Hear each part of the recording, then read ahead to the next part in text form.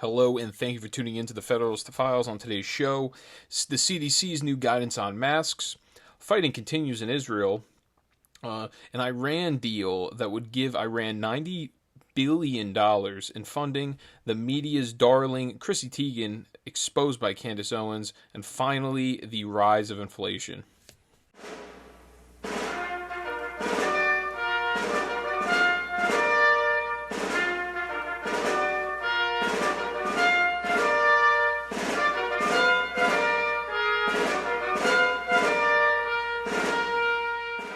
Free fries when you get vaccinated? I got vaccinated. You're saying I could get this? These delicious fries? Wait a minute.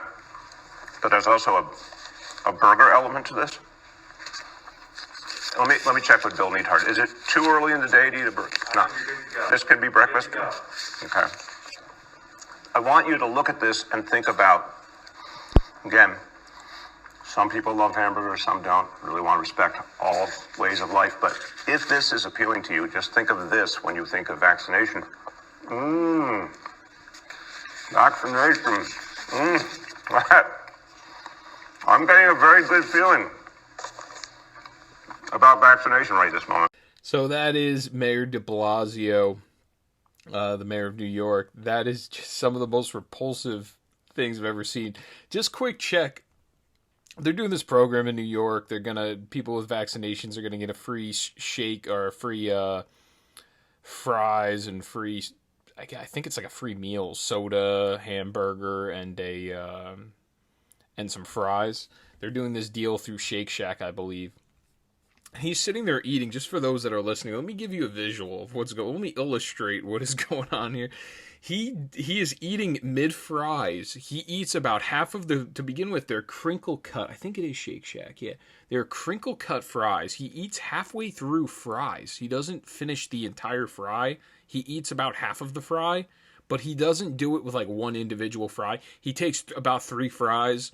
He did the old hat trick, I guess you would call it, if you will. He took the old hat trick of fries. He ate about halfway through, put them down, to then grab the burger, and it was very putrid. He continues to eat the burger with the wrapping around it. Very, very weird. I don't know. Just extremely unrelatable from our politicians.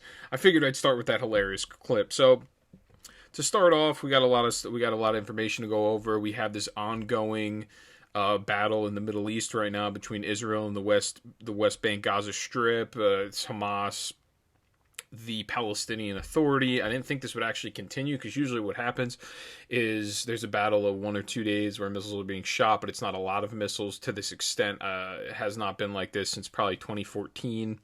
Every single time there's an election for their leader over the Palestinian Authority, there is a canceling, and then there's usually missiles shot at Israel. That's usually what happens. So just to start off, I have this story. I have the mask, I guess restrictions you would call them. The CDC has said that people that are wearing the masks can take them off if they've been vaccinated. Now, I wasn't ever living really to this rule. Only time I wore the mask is if it was required by me to do so. In New Jersey, they're making it, a statewide mandate. The governor recently came out, and I don't know. We're gonna extend it. We're gonna keep going. You're gonna keep wearing masks, even though the CDC says not to wear it if you've had a vaccination before. And I've been living my life literally since the very beginning. It hasn't mattered to me. I did whatever I wanted, unless if I was in a private business. So you have the CDC once again. They came out. No reason to wear a mask now at this point, they're saying themselves. So then we have Jen Psaki being asked by Peter Doocy, Fox News, in one of these press briefings, why is it so suddenly out of nowhere? What is it that what is the determination or the determining factor or variables involved in this? Was this political? What is the reason now suddenly why no one should have to wear masks if they've been vaccinated? Play 5. There are a lot of questions about the timing of the CDC's announcement yesterday. So did somebody at the Biden administration or in the Biden administration update this guidance for political reasons? No. So what was the medical or scientific reason? What was the big breakthrough to do this yesterday?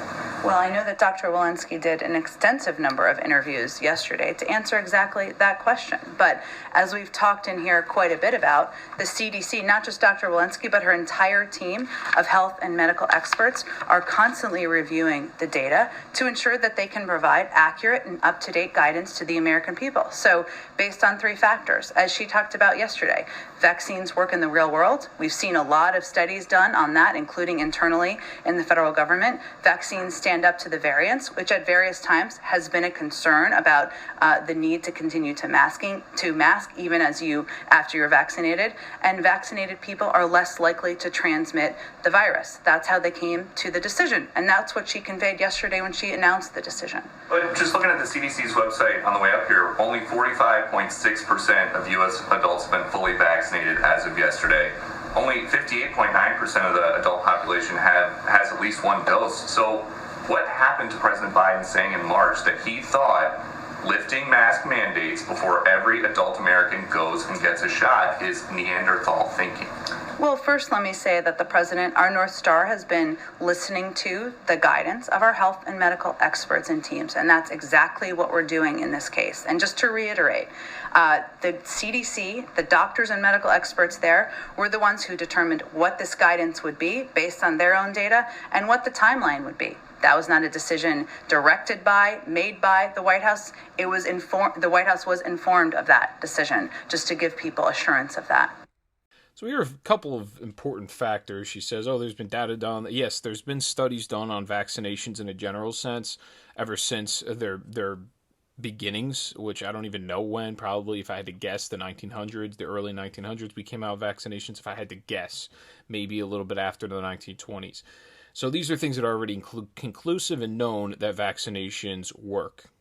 So now she's suddenly saying they figured out with their own data and their own analytics that vaccinations work. And this has been a known thing in the scientific community for years. Otherwise, why would we be getting vaccinations? Why would that be the gold standard in deterrence of a virus? Now, the very end, I think, is actually the most important part of his question.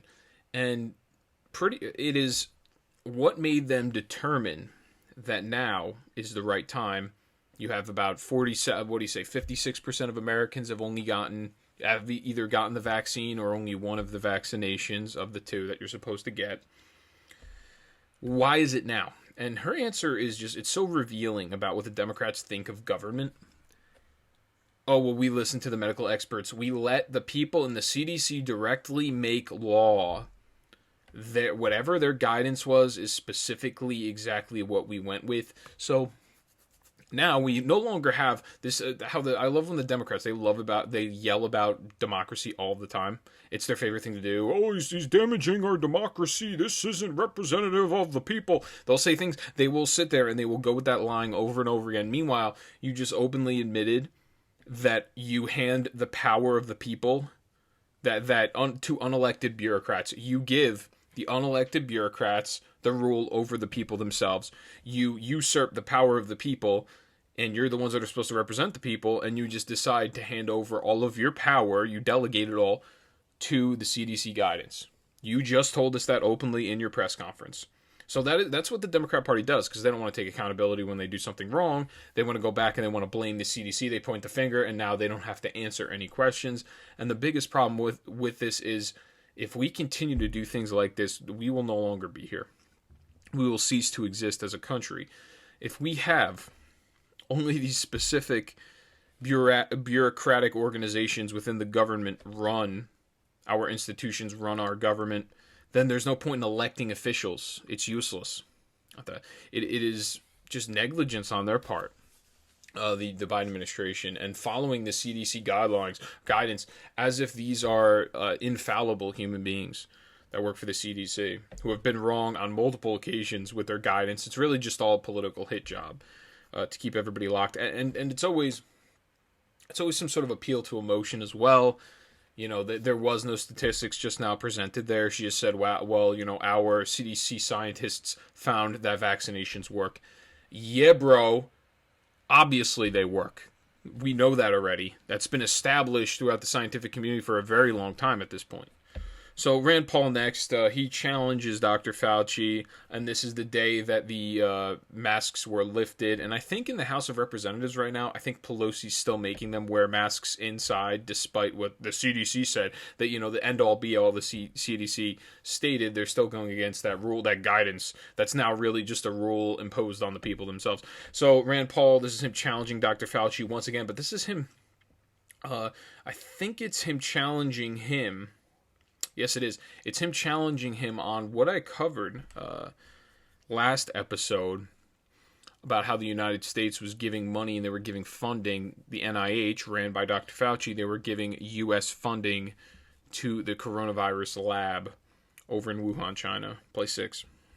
Dr. Fauci, do you still support funding of the NIH funding of the lab in Wuhan? Senator Paul, with all due respect, you are entirely and completely incorrect. I don't favor gain-of-function research in China. You are saying things that are not correct.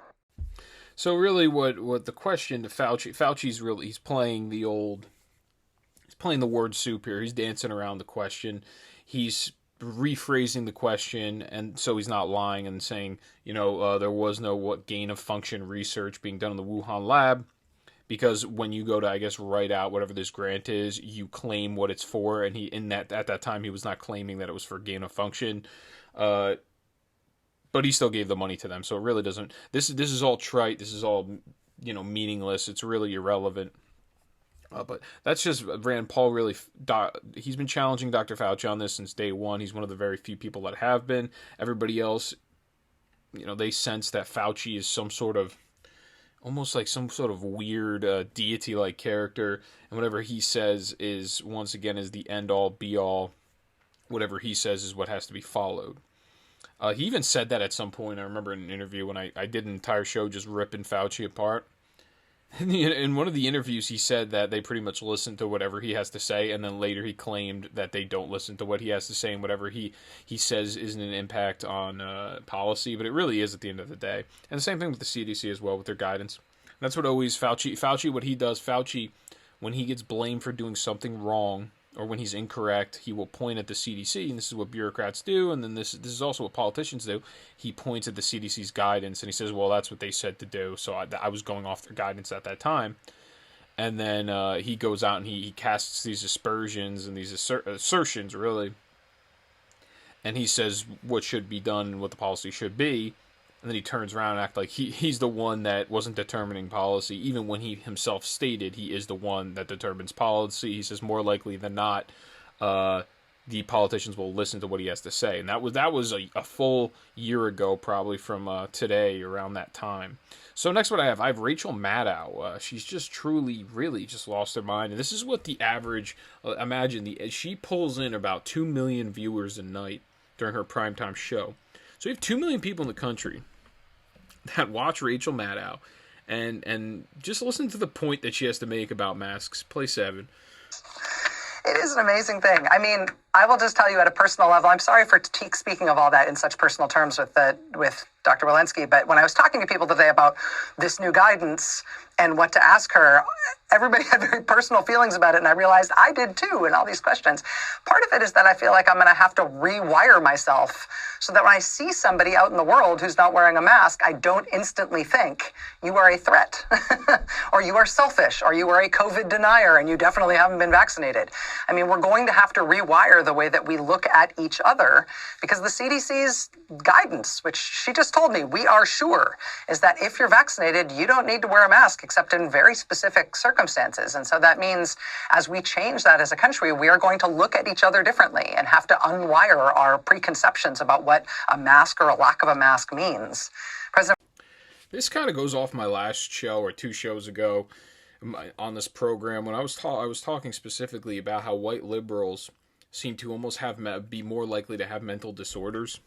And it's because, once again, they live in a world that is not based on reality. What they think in their head, their perception of the world, is not how it actually is. So Rachel Maddow, she has 2 million people listen to her a day, which is unbelievable. But she specifically says, well, I'm going to have to be nice to people. I'm going to have to not be angry when they're not wearing a mask because I've pretty much been trained. She admittedly so says, I've been trained, I've been indoctrinated into this disdain or detestment for people that are on the opposing side that don't wear a mask if I'm wearing a mask somewhere. And that is completely that is ignorant to whether or not that person has had a vaccination, whether or not that person has already had COVID-19, has already created the antibodies in their system. That is absent of all of that material. She's inferring, or she's drawing these prejudgments on who somebody is if they're not wearing a mask, and she admittedly says it. And then she actually goes on further in the clip, but it's I cut it down a little. I don't want to keep it too long, but she goes on to talk about how, we have to treat people with tolerance, we have to treat people with this and that. That's what the Democrat Party, I thought, was supposed to be. You guys were supposed to be the all-inclusive party that treats everybody with respect. I thought that's what you guys were all about. That's what I just don't understand from them. They're just so she really truly. I mean, these are people that have mental disorders, and I don't say it gladly, but they're people that have mental disorders, that they go on TV and they say they have to be rewired to think differently because they actually put some sort of value in what what the bureaucracy says for you to do. They put a value in that. They value it and they listen to it and they take it as doctrinal. It becomes almost like a religion to them. It's like a cult following that they have, this whole mask religion. I've been looking at liberals posting their L's. That's a Twitter. It's a Twitter handle. Posts pictures of Biden voters saying, "I'm still wearing a mask because I don't want to be confused to being a Republican." It's just, I mean, you can't even make it up. It's astonishing. So to continue with this, the war continuing in Israel. I have a piece from The Drive. It's a compilation. It's thedrive.com. I'm going to leave everything in the show notes, as always. This one's very important. I'm not going to really play through a bunch of different videos, but it's a compilation of the ongoing fighting back and forth, missile fire. At this point, I think the number is something like 1,500 missiles have been fired from Hamas at Israel. So this is very obvious at this point that it is backed by Iran. The money's coming from Iran. We're talking about people that live in a general sense in destitution because they've been occupied by two different terrorist groups. We're talking about the Palestinian Authority as well as Hamas. So they're being occupied by the two of them, and the people there are living in poverty. And I've been seeing these accounts saying that they're living in poverty because Israel's taking their money from them. That's not the truth, folks. The facts, the media, they report this. They are so dishonest. What they'll do is they'll come out and they'll say the death toll in Israel's this much, and the death toll over in the West Bank Gaza Strip is this much. And because the total over in the Gaza Strip is higher, that somehow means that Israel is the aggressor. Meanwhile, there's been 1,500 missiles shot over from the West Bank into Israel. Then I've also been hearing these debates. Israel's weapons defense system is so good it could take out the entire Gaza Strip, which to me that really isn't an argument. If that's a valid argument, then our military can take out any other military in the world. So maybe we should just burn all of our weapons and throw them all in the ocean. If that's the argument that we're going to go ahead with, because we have more military strength and power than other countries, that somehow makes us the aggressor, even if we're attacked first and then we respond. I don't know if you guys really know about the culture. The culture over in this area specifically, if somebody from the Gaza Strip walks into Israel, there really isn't a problem. Whereas if someone from Israel, and we're talking about a Jew in Israel, walks into the West Bank, they will be murdered on sight. If you walk through, you got your kippah on, which is also known as the yarmulke. I think the Orthodox Jews call it a kippah. It's easier to spell too, and that's why I usually use that term if I'm texting somebody. If you are a Jew, you're wearing a kippah, and you walk into the West Bank, the Gaza Strip, you will be killed on sight. There are zero Jews living there openly Jewish. Maybe there's people living there secretly that are Jewish and they don't admit it. But there's no openly proud and loud and proud Jews living over there because they're killed on sight. Whereas if one of the Palestinians comes into Israel, they're not going to be killed. That's just not the fact. That's not what's going to happen. I've seen these accounts once again. The media is just so dishonest in this story more than anything. And I'm going to attempt to illustrate why it is that they hate Israel so much. But first, I just want to play this clip. So I have even more missiles being shot, and this is from Hamas. And just listen to the people, what they're chanting in the background as they fire these missiles. Play 2.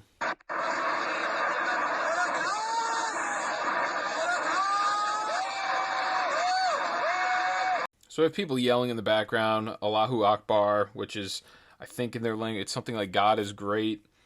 So these people are happy about the missiles being shot into Israel, whereas you have families in Israel. I don't see this going on from the Israeli side. I see people in Israel. The reason that they have actually had less death is because they have prepared for this. Houses, each individual house that's built, there's an ordinance in Israel where there needs to be a bomb shelter in that home. For the reason being, for this exact scenario, usually when these rockets or these missiles are shot from that area, depending on where it is in Israel, it'll take something like 60 to 90 seconds to respond. So once they see these missiles fired, they ring the sirens, the horns, everybody runs to their bomb shelter. They'll have 60 to 90 seconds to grab their kids and sprint down to their bomb shelter that I'm assuming is in their house. So that is modern day Israel. That is how Israelis live every single day to day, getting attacked, in fear of getting attacked by Hamas and Iran. And the reason why I say that, I include Iran in this, Iran is funding this for sure. Recently, when we had a couple of these stimulus bills these spending bills go through, there was $100 million sent to Iran. And then additionally, them working through this Iran deal right now would open up more and more funds for Iran. So Iran's been doing everything they can now with the new administration. They have a newly found power because of our pipelines being shut down like the Keystone Pipeline. And they're reversing fracking in the United States. Thus, we are buying more and more foreign oil. Iran is making more and more money. They can fund more and more terrorist operations. And I'm gonna go forward with that. I'm gonna have a story on that as well later. So the U.S. has withdrawn their military personnel in Israel. New York Post article. Emily Jacobs is the writer. The United States has withdrawn 120 military personnel from Israel and is advising Americans to reconsider any travel plans to the region amid an escalating bloody conflict involving thousands of rocket exchanges and ground troops. News of this personnel removal and the travel advisory came late Thursday after the Israeli Defense Forces, also known as the IDF, announced that it had deployed ground forces near the Gaza Strip 4 days into a deadly conflict with Hamas and Palestinian militia groups. So in total, it says at the very end of this article, in total there's been more than 1,600 rockets that have been fired at Israel since Monday. And this was late last night when I got this, Friday when I got this article. Obviously at this point it's more. With 400 falling short, according to the figures from the Israeli Defense Forces released on Thursday. So actually, it's probably even more than that since they were released on Thursday. Now, at this point, I'm sure it's maybe a couple hundred more. Really, what's happening is they're trying to overwhelm the Iron Dome. If the Iron Dome has a 90% success rate, if you shoot 100 rockets, only maybe 10 of them will land. But guess what? You shoot 1,000 rockets, do the math on that, you're going to have 100 of them land if only the Iron Dome only protects against 90%, best case scenario. Now, the way in which Israel is addressing this is they're using isolated attacks on military personnel. They've killed a lot of commanders of these missile launching sites. Now, have civilians died in the crossfire? I'm sure probably at some point. But this is the way I like to really phrase things. I like to put it in this perspective. Let's say you're living in Texas, and now you're getting missiles shot at you by MS-13. Should the United States respond? Should the military do anything in response? It's so easy when we live in this soft and cushy lifestyle, when we're never in any threat of losing our lives in America because we have it so good here, we have it so nice. And we cast our blame and we give our opinions about our region when they're on the brink of war every single day. You are ready to get lit up by a missile strike every day, or a terrorist attack. I mean, additionally, we could put it the other way around. New York, Plattsburgh, New York, let's say Michigan specifically. Let's say Michigan starts getting missile strikes thrown at them from Canada. Is the United States military to do anything? Do they just stand there and allow them to be missile striked?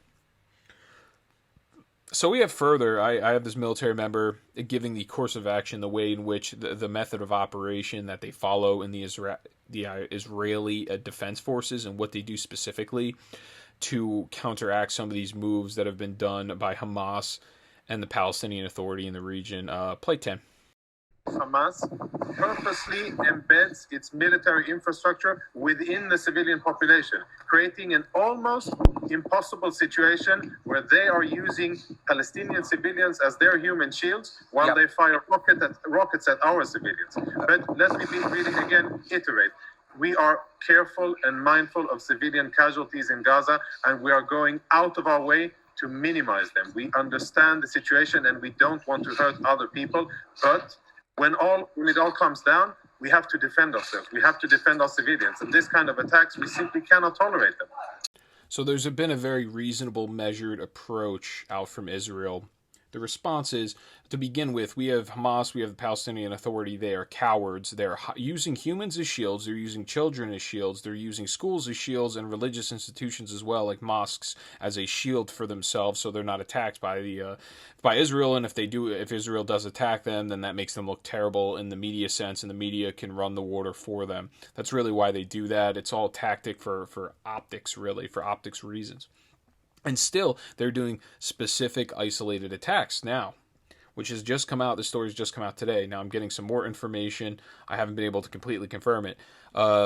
Israel-Gaza conflict. Biden he's calling these leaders amid an escalating violence. But the real point here is you had Israel attacked, destroyed a building that apparently housed foreign media organizations. Killed 10 people. No, that has nothing to do with that. Destroyed a building that houses these foreign media organizations.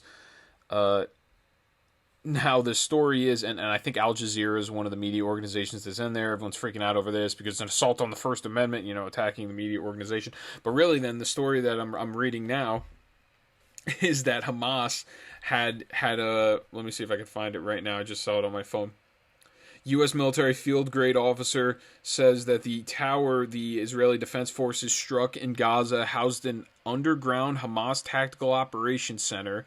Tenants were not allowed below a certain floor, which contained guards in tailored suits watching stairs and elevators. Building owner knew about this. So, and once again, another isolated attack. And I don't think these media organizations were in because today is Saturday. I don't think they were here. They were there at the time. But this is going to be played out by the media big time. They're going to villainize or vilify Israel for this attack, making a huge deal out of this. And I've also seen where a lot of people are kind of saying what has spurred this conflict to begin with is you had these Palestinians living in Israeli territory in this family where their great-great-grandfather bought the land. It got taken from them by the government, and then it's was given to these people. So they had this long fighting court case for this, and these Palestinians lost the land. This guy that had the rights to the land ended up getting the land in the court system. So they're saying this is what really sparked this attack. This is not what sparked this attack. There's been 1,600 missiles shot. You don't just mobilize the military that quickly. That is not what has sparked this fight. They were preparing. Hamas was preparing for this for a long time to shoot, probably months, I'd imagine, to shoot missiles over at Israel. This was prepared. Iran was sending them the money to do this or the missiles to do this.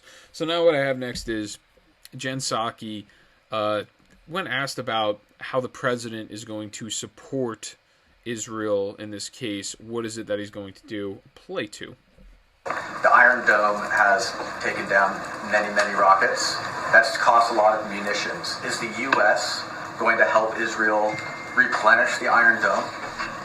Well, I don't have anything to preview in terms of additional assistance. I will say that we have an important relationship, partnership, strategic security relationship with Israel. As you know, we have provided a range of support over the last several years and even decades, including the Iron Dome, but I don't have anything to preview in terms of additional support. But you won't commit to replenishing the Iron Dome? I don't have anything to preview for you in terms of additional support. We've long been a supporter, both in terms of our partnership, but also our security assistance that we have provided to Israel. That's been consistent. Nothing has changed in regard to that approach, and I don't expect it would moving forward. I think this is a cause for concern that the administration will not condemn Islamic extremism, it will not condemn Hamas, it will not condemn the Palestinian Authority. The Palestinian Authority, their leader, or I guess you would call them their president, their prime minister, he is running on his 20th year of a 4-year term. They haven't had an election for 20 years, folks. Every single time an election comes around, they cancel the election because the Palestinian Authority is fighting with Hamas right now to hold power. That is how destabilized the region is over there. That's why everyone is destitute. It has nothing to do with Israel. It is because the leaders there are allowing terrorists to run the country or the region. The Biden administration is so unwilling to condemn any of this. If you want to talk, now we're going to only talk about the living conditions of the people there when there's a conflict, when there's missiles being fired from both sides back and forth, when there's attacks. That's when we're going to start talking about the living conditions of the citizens over there. And the living conditions, these poor living conditions, are directly impacted by the ruling authority, the Palestinian Authority, and Hamas over in the region that have heavy influence. And we're not going to talk about any of that, though. It only matters when there's missile fire. It is really it is astonishing to me. And once again, they have capitulated consistently to Iran. I've been reporting on this show these last couple of weeks. They've been in talks for an Iran deal. They want to give money to Iran. They gave money to Iran already. They give them some sort of funding. What are we giving the biggest funder of extremism, of terrorism, biggest sponsor of terrorism in the entire country? What are we giving them money for? I'm trying to comprehend this here. And I think that the reason why the media, the Democrat Party, is so far and so deeply against Israel is really because Israel represents the American right. I think it's because they're very conservative in their values. You have, in their country, you have the right, their right side, literally, I don't remember exactly what Netanyahu's, what his political party name is, but he's on like the far right. And then their other party that's supposed to be the version of America's Democrats is pretty much center right. They're like Republicans. So they're Democrats over there. Their liberals are really just Republicans there, and then their far right is like what the conservative consensus is in the United States.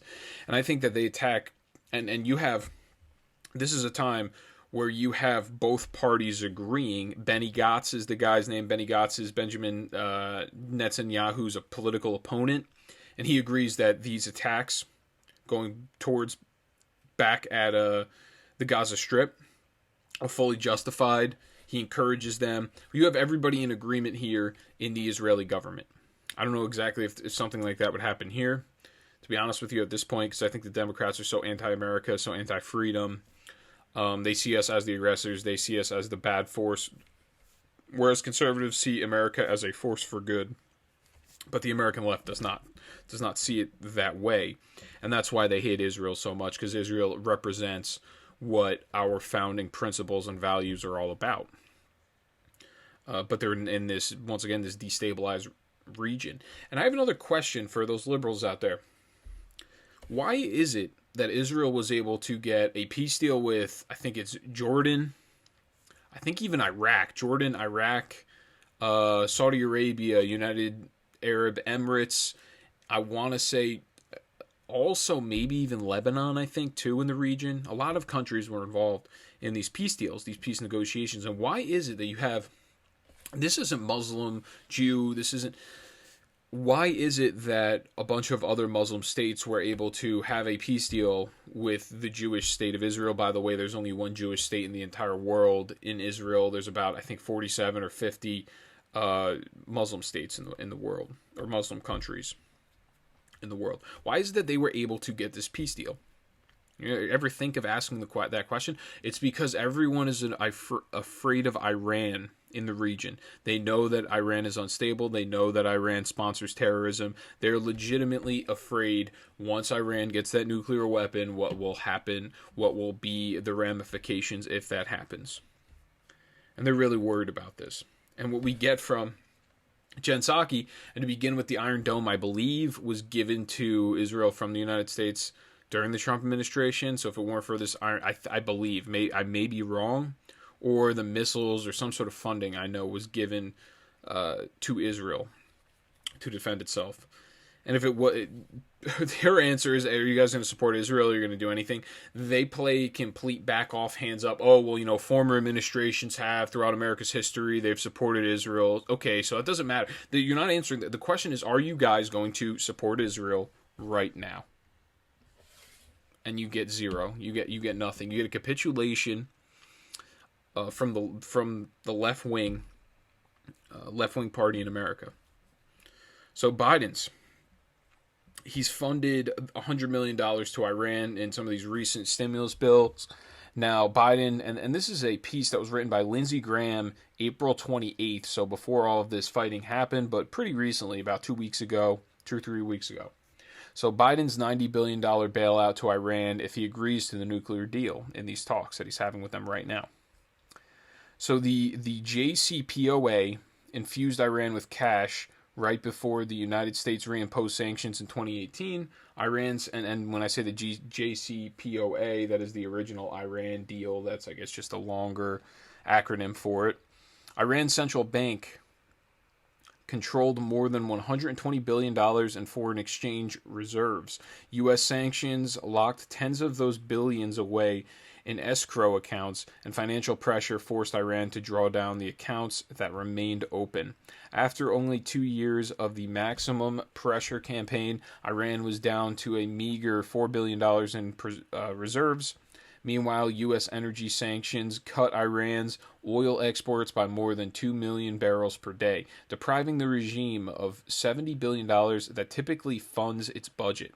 The massive reversal of fortunes left Iran with barely any economic options, and the regime was forced to cut payments to its regional terror proxies while Iran fended off collapse. Much of the rest of the Middle East breathed a sigh of relief.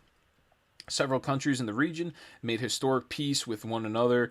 Progress made by the Abraham Accords, they called them, which were struck in August 2020 by Israel, the United Arab Emirates, and the United States, and they became contagious as they spread throughout the region.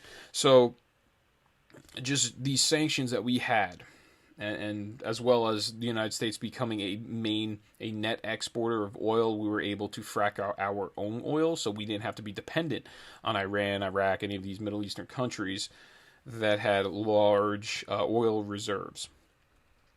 Because of that, they had no money to fund terrorism. They pretty much paid off their proxies, and that was it. They had nothing to do. That is why we've seen such a drop in big terrorist events during the Trump administration.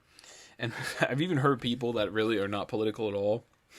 It's so funny. People that aren't political at all even know that every single time there's going to be a Democrat, you're sitting there, you're waiting, you're almost waiting for Iran to do something crazy, because you just know that's how it works. Because if we have to rely on them for oil, we're just having American money transferred over to Iran, which is worth way more than it is obviously worth in America. And they're throwing it in their reserves, and they're buying more and more missiles, and they're arming their nuclear arsenal. So it goes on the piece. So right away, the regime could receive a payday of around $90 billion the moment Biden ends sanctions in Iran. After all, U.S. sanctions tied up $40 billion of oil and condensate sales in Asia and the Middle East, while another $50 billion in funds remain inaccessible to the regime. Meanwhile, the restoration of the Iran deal would likely reinvigorate Iran's oil exports, adding nearly $50 billion per year to the regime's coffers at today's market rate.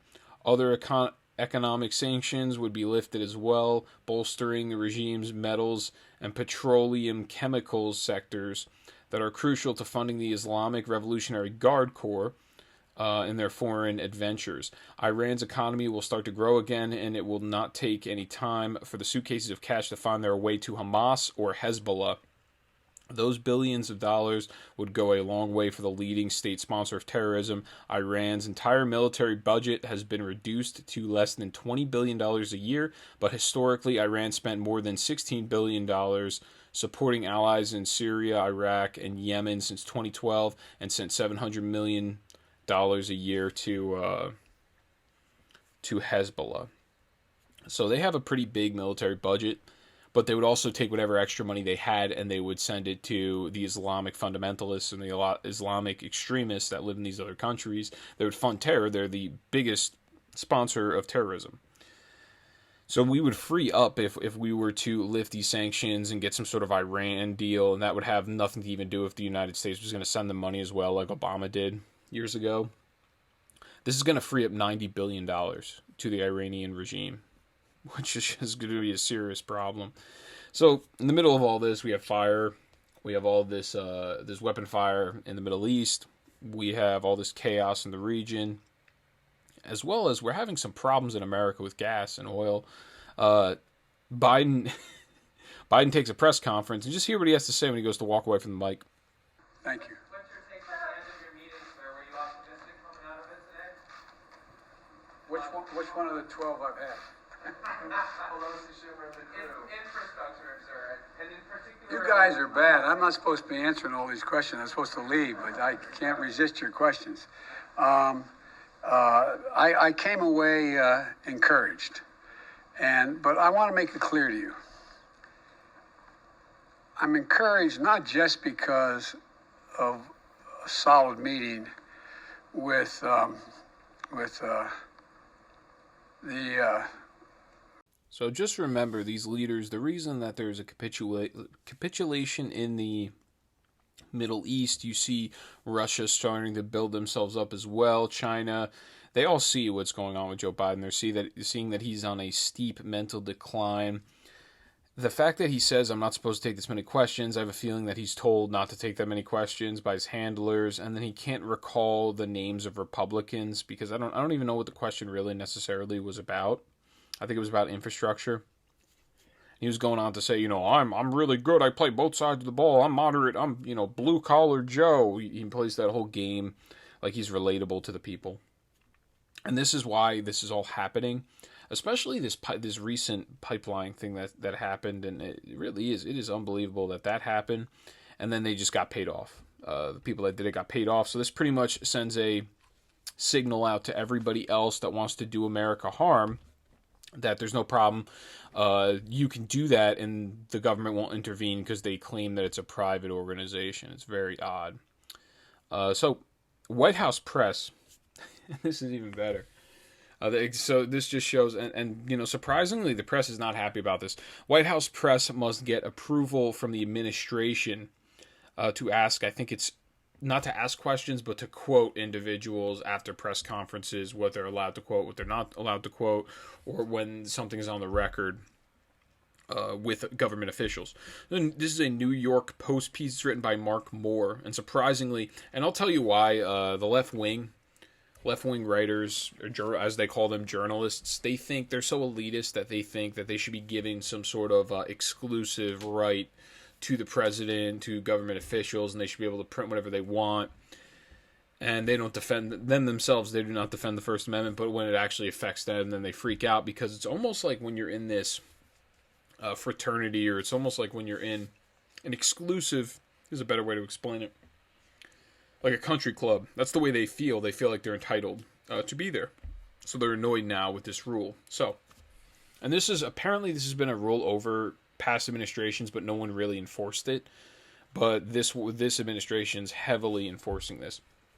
So White House reporters are seething over a policy that requires them to submit quotes from interviews with Biden administration officials to the communications team for approval, editing, or veto, according to a report on Tuesday. The White House is demanding that reporters who conduct interviews with administration officials do so under conditions known as background with, quote, approval, Politico reported. The information from the interview can be used as a story, but for the reporter to be able to attach a name to the quote, the reporter must transcribe the comments and send them to the communications team, the report said. At that point, the White House can approve them, edit them, or veto their use. So I don't really... And I just don't know how this is even a rule. I understand to an extent because... there's obviously going to be, the First Amendment, but then at the same time, but the president and government officials also have the right just not to answer you guys when you ask them questions every single day, too, at the same time. I think it's stupid. I think the government shouldn't be, if you want things vetoed out, or if you want things to be checked and approved and vetted through a process, then guess what? You probably shouldn't be answering questions then. I mean, I don't know what the answer to this is, but I know the left wing is super pissed about this. So it continues, asked for comment by political White House spokesman Michael Gwynn wanted to go off the record, but later texted a statement from Press Secretary Jen Psaki. And this is what she said, and I quote, "We would welcome any outlet banning the use of anonymous background quotes that attack people personally or speak to internal processes from people who don't even work in the administration," end quote. Oh, and she continues, "At the same time, we make policy experts available in a range of formats to ensure context and substantive detail is available for stories. If outlets are not comfortable with that attribution for those officials, they of course don't need to utilize their voices." So that's I guess that's like a go screw yourself answer. What I think is so hypocritical about this is you have the left wing coming out with hit pieces on Donald Trump. I mean, probably every day, maybe every couple weeks, and you notice everybody's an anonymous source, or it was someone that didn't work in the organization, such as I don't even remember that lady's name that worked for him from The Apprentice, said he said the N-bomb on multiple occasions, that he was extremely racist, but obviously don't have a recording, don't have any evidence other than hearsay on her account. Then you had government officials saying when Trump called something the S-hole, so called some other country an S-hole. I mean, there is many accounts that were anonymous sources, and really what they do is they can just make, and if you think about this, the idea of having an anonymous source like this, you can just make anything up and then state it's an anonymous source, and you can just destroy an administration from within, because if you, as the president, think, who is it in my administration that is saying all of these negative, arrogant things about me, you're going to just start ripping heads off, you're going to start firing everybody. So they consistently did this in the past administration, and now they're talking about how it should not be done from the White House. I think it's hilarious. So next what I have this, and speaking of the media, I have the media's angel, Chrissy Teigen. She's obviously mentally unstable, which I've known from just reading her tweets. I'm not even somebody that's deep into Twitter, but I remember recently, like years ago, she'd come out, tweet against Trump, she'd tweet against, but if you just read the context of the tweets, you realize that she actually is a deranged, sick individual. So this is a Daily Mail piece, and this was before she got famous. She was a troll. She legitimately was a troll, I guess, trying to push herself up while pushing everybody else, pull herself up while pushing everybody else down. I don't necessarily know why she was this bad of a troll. Maybe it was for attention. Maybe it's because she really is just jealous of people that are successful, and she was just a loser at this time. I mean, she still is a loser. So Chrissy Teigen, I have a couple tweets that she threw up about this lady, Courtney Stodden, who at the time was 16 years old. So she was pretty much bragging, and she was gallivanting about how she wanted this 16-year-old in the ground dead. So Courtney Stodden, once again, 16 years old, and then she also sent this girl a message telling her to kill herself, or hoped that like a DM, that she hoped that she would kill herself. Now that is not been actually, there's no picture or whatever, that's just an assertion that has been made. But these are actual legitimately off of Chrissy Teigen's Twitter feed from 2012. You had this one in May 6th, 2012. This is her tweeting at Courtney Stodden. I don't even know who Courtney Stodden is, but apparently she's some sort of famous celebrity. She was famous when she was like 16 years old. So Courtney Stodden, what drug makes you do that with your mouth? Asking for a friend who really wants to know how to look like an idiot. Thanks. And here's another one from January 1st. So she spent her New Year's Day, 2012, attempting to be nasty and trolling Courtney Stodden. She said, "Courtney Stodden, do you have a family?" And then here's 9 days after that. Courtney Stodden, I hate you. And now this is August 23rd, 2011. Why do you speak like a Fabio book? Retweet at Courtney Stodden. I don't exactly know what that one is relating to. So this is the worst one of all of them. 2011, this is October 7th. Courtney Stodden, my Friday fantasy, you dirt nap. Baby. So dirt nap is referring to being put in the ground, as in you are dead. They dig a grave out for you and they put you in the ground. So this is December 21st, 2011. Go to sleep forever. Retweet. Courtney Stodden, on the 8th day of Christmas, my true love gave to me 8 erotic elves. I think that's her calling her elf, or she looks like an elf. I mean, it's definitely some like F-class trolling. It's not really effective. It's just really nasty and rude. And Candace Owens has been going after her pretty hard for this recently. I think she's mentally deranged. Obviously, she needs to figure it out. And then she comes out with a statement on Twitter apologizing, and then Courtney Stodden comes out, and in the apology she said, I reached out to Courtney, I told her I was sorry, this, that, the other thing. And the case is that Courtney comes out and she says, no, she never reached out to me. So yeah, she's sick, she's mentally deranged, and I feel bad, I guess, for John Legend, but I guess he probably is too, if that's who his girl is. So to continue here, we have this study that shows that gun buybacks don't work. Recently came out. It is written by John Miltimore of the Foundation of Economic Freedom. The article specifically, it was researchers from the GBP, or the, I'm trying to find specifically what it was. So it was a National Bureau of Economic Research published a paper titled, Have U.S. Gun Buyback Programs Misfired? That is the title of this piece here. So it starts off, it says, researchers said they identified 339 GBPs across 277 cities, examining public records to determine the number of firearms sold in each.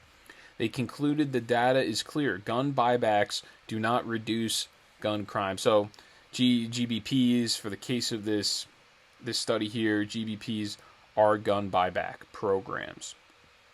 So we had 339 across 277 cities that have been studied through this research, and it's been found to be ineffective. So the researchers said in their piece, using data from the National Incident-Based Reporting System, we find no evidence that GBPs reduce gun crime.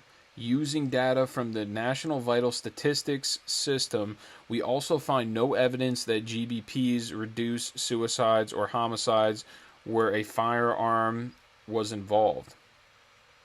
Now, this paper dovetails with other studies that focused specifically on Seattle, Buffalo, and Milwaukee, which found buyback programs were ineffective but popular with the public.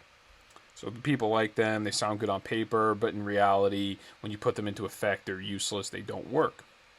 So the first ever gun buyback occurred in Baltimore in 1974. Citizens were paid $50, which in today's numbers is $259 with inflation, for any firearm they turned in. Researchers said, and the city collected some of 13,500 firearms.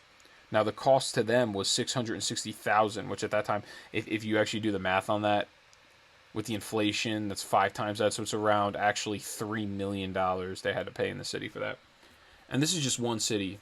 So costs are substantially larger at the national level. Australia's massive 1996 gun buyback program, for example, collected 640,000 firearms, costing taxpayers a sum of $230 million. A buyback on that scale in the U.S. would involve the collection of about 78.6 million firearms. Researchers said the cost would likely be tens of billions of dollars. That'd be crazy. I mean, it wouldn't happen. The Americans wouldn't get back their guns. Now, what people are doing, and I love this story, people are making, and there was a story about this kid that I think he was like 22 years old or something, and he was making them for profit. He was making fake guns.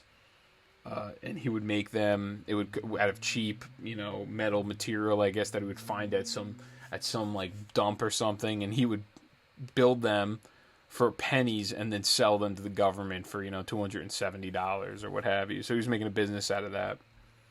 So he goes on, and here's another scenario here. Economist Daniel Mitchell offered an anecdote that is perhaps even more amusing. During Baltimore's 2018 gun buyback, Mitchell noticed that the city was offering people $25 for every high-capacity magazine they turned in. Here's what the problem was. A quick online search revealed that some magazines could be purchased for between $11 and $13. This meant a clever entrepreneur could have purchased a car full of magazines and turned them into the city to make a quick, hefty profit at the expense of taxpayers and the benefit of gun manufacturers. So really, you could double your profits, which would make sense. You could double up your profits by going to another state, buying a bunch of high-capacity magazines, and then going back and selling them to the government, which is hilarious. But that's just the way that it works. When the government gives incentives for things that are adverse, people will take advantage of it. It's just the way it works, simply. So they were able to find nothing, no type of statistics or data that says a gun buyback program would work, which is, that's obvious. It just keeps the guns in the hands of the criminals. That's all. So now we get to the economics section of the show. Consumer sentiment has been dragged due to inflation. This is very important. There's talks of this. We saw the stock market pretty much, take a nosedive on Monday and Tuesday. It's kind of somewhat recovered to an extent. This one's written by John Carney. A jump in consumer expectations for higher inflation dragged down consumer sentiment in the first weeks of May. So when you say, what is consumer sentiment? What does that mean? It means actually how people feel about, in polls, how they feel about the economy and how much, and it's also reflected in numbers of amounts of spending, how often people are spending their money on consumer products.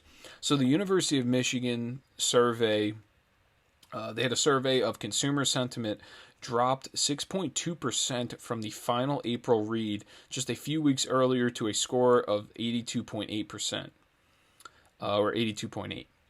Economists had forecast a gain to 90.3 from 88.3. So we saw it was 88.3 consumer sentiment. It dropped to 82.8. They were expecting it to go to 90.3. That's just not the case.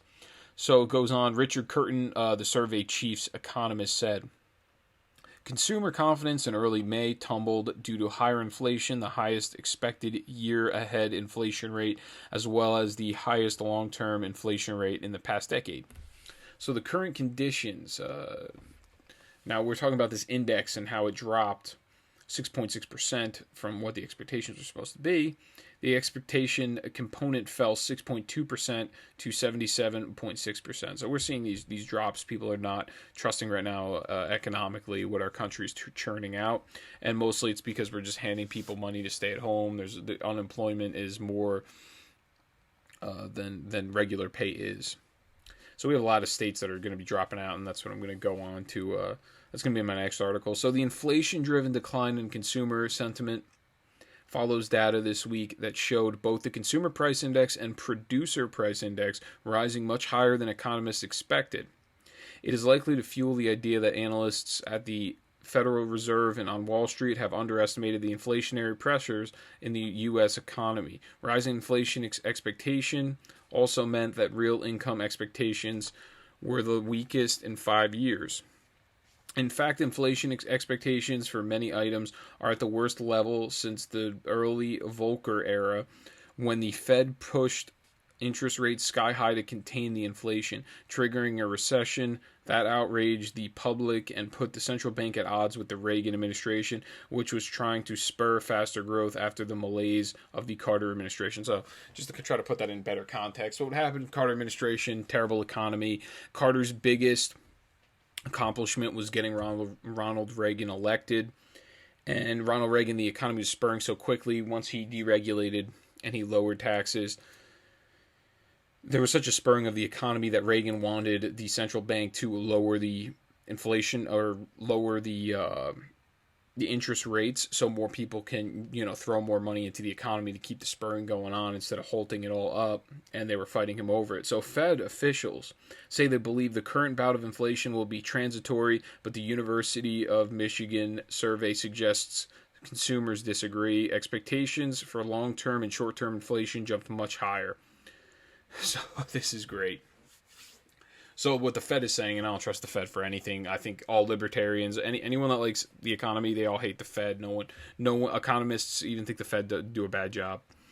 The economists or rather the Fed is saying that this is going to be transient. This is going to be impermanent. It's not going to continue this way. And the people themselves are saying, the consumers they disagree. And I mean, if I had to listen to somebody, I would listen to the people that are going to be buying the products, the people that are putting out the money, rather than the people that are running the federal government continuing to print the money. So, all of this being said, how our economy is pretty much in the dump. Then you have CNBC reporting, and this guy named Greg Iacursi, and he would, from what it seems like, I was following him because I'm trying to figure out, this is CNBC, they're supposed to report the economy. What I would think is that they would be understanding of the way economics works, and it seems like they're not in this article. You have at least 16 Republican-led states opted out of federal unemployment programs. They want people to go back to work in these 16 Republican-led states, Republican governors. Okay, decisions that'll impact 2 million people. Now, the supplement was $300 weekly. That's no longer going to be going on, so people will hopefully get back to work. It's pretty much all the red states. If I had Alabama, Arkansas, Arizona, Georgia, Idaho, Iowa, all red states, whatever. What I'm more annoyed about with this piece is you have this Greg Iacursi guy knocking the Republicans for opening their states back up and getting people back to work. He's angry. He wants a welfare state in this country. And then I did a deep dive into his Twitter, and I'm reading all of his articles that he writes.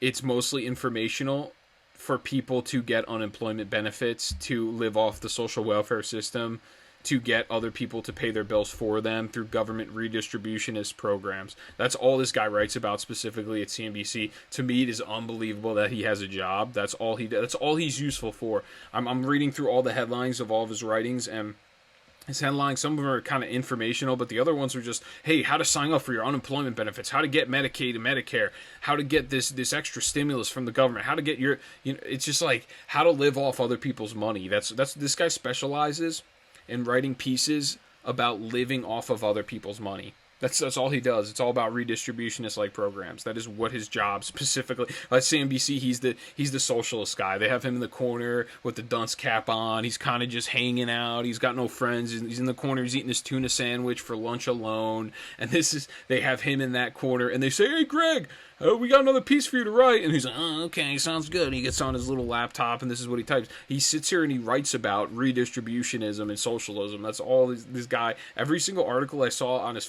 on his Twitter feed for the last couple weeks, it's legit. It's just straight up redistributionist garbage that's being spewed from his mouth. And in this piece, it's nothing more, nothing less. So that'll conclude the regular show. I have a couple quick headlines for you all. Biden, he declares sex as non-biological. National Review piece. He wants to change it for the reason to redefine it because then it would follow the anti-discrimination rule. These are objective things. Sex is biological. That's the point of sex. It's biological. You're either a male or female. It's pretty simple. Then there's intersex that the libs like to, trot out the time that happens, 0.1% of 1 out of 1,000 people. They want to sit there and make the fringe case. They want to make the argument for the fringe case. We're talking about the normal cases, not the unusual ones. So proposal to make a 9/11 commission to study Capitol riot. I went over this a couple weeks ago. I think they're trying to really finalize this deal.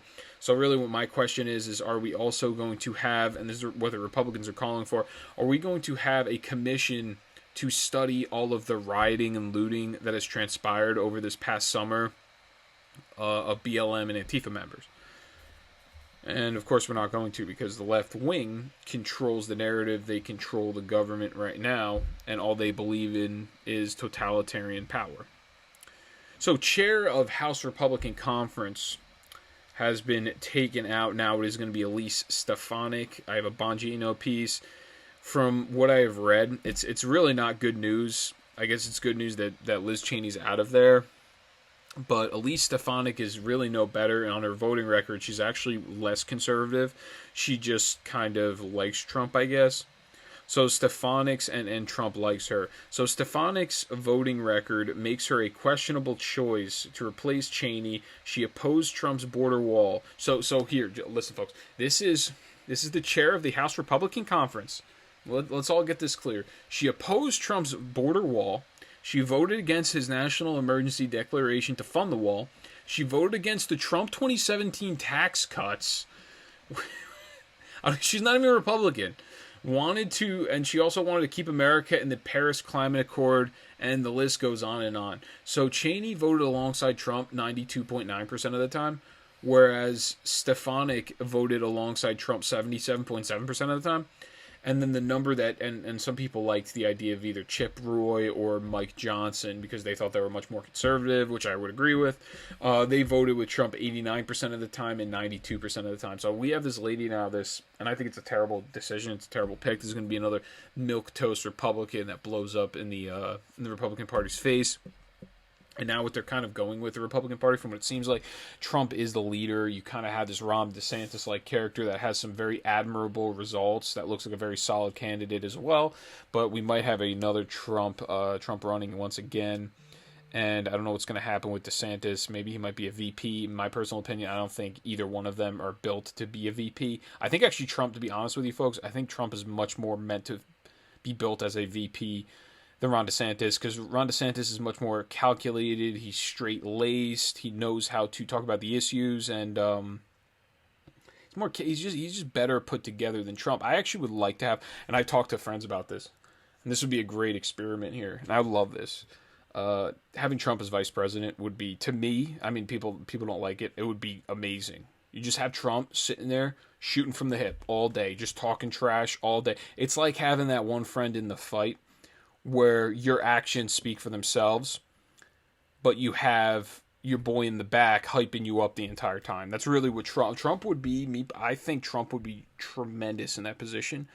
Just let Ron DeSantis do his thing. He's been known to be a good governor. He's already done the job as the executive. He's been very effective in doing so. And Trump, you also have to remember now at this time, he's going to be older. He's going to be 77 years old if he was to run again. Let him be the VP and shoot from the hip and talk trash. And then also at the same time, he can kind of guide DeSantis in a way as well. But I would love to see Donald Trump out there as the vice president, a presidential candidate, just talking smack the entire time, as he always does, because then that will also that will lead the media off of DeSantis, and it'll be all on Trump all of the time, and Trump doesn't even matter because the vice president. I think that would be a great decision. Me personally, I like it just for the theater of seeing it, just the spectacle. It would be amazing. I don't think it's ever going to happen, but I greatly appreciate you all for tuning in. I hope you all have a great weekend, and I will see you all on Monday. Thank you.